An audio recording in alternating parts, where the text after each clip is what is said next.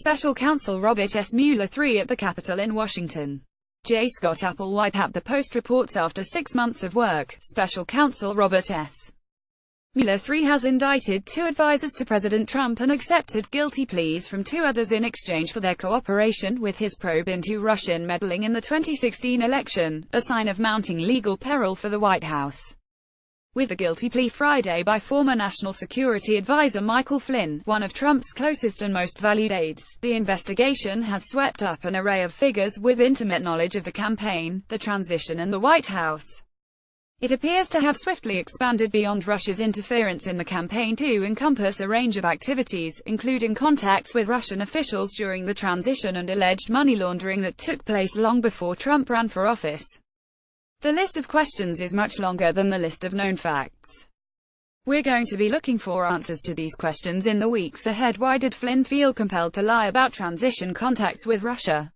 Why did Jared Kushner allegedly instruct Flynn to reach out during the transition? What was the Trump team going to get in exchange for lifting sanctions against Russia? If Kushner directed Flynn to contact Russian officials, was he then looking to cover that up when he urged the president to fire then FBI Director James B. Comey? Why was Trump so upset about the Russia investigation? If Flynn's contacts were authorized and legal, why did Trump allow him to lie to the vice president about them?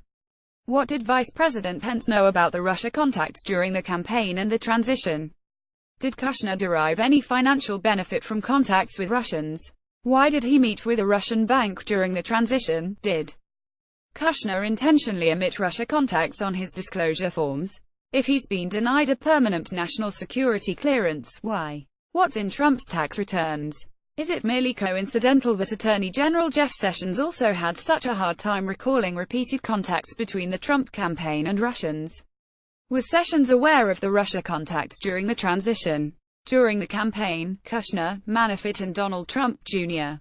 all met with Russians. What was discussed, and why did Trump allegedly help draft an inaccurate account of that meeting after the fact? Did he know about that meeting at the time? What connect, if any, exists between Russian officials and the Trump campaign data operation conducted by Cambridge Analytica and overseen by Kushner? Did Trump ever promise Flynn he would pardon him or stop the prosecution? Did he tell Flynn he'd fire Comey? Why did Trump lie about having no financial deals or connections to Russia? How did so many Russia-connected advisors all wind up on the Trump campaign? Did Kushner or Trump know about Manafort's Russia connections when they hired him? What parts of the Trump dossier have been verified? Can Flynn corroborate any portions of it? Which officials or former officials wore a wire at the behest of prosecutors, and did they record any conversations with the president? Will Trump attempt to pardon Kushner if he is indicted? Will Trump now attempt to pardon any other officials? If Trump starts handing out pardons, will Republicans move on impeachment hearings? Will Republicans stand by Trump no matter how damning the information Mueller uncovers? The iceberg analogy is a good one in cases like this. We see just the public filings and statements from the prosecutors, and those who have pleaded guilty, but we do not know what information was traded in exchange for those pleas, what documentary evidence exists and which other officials, if any, are cooperating with Mueller.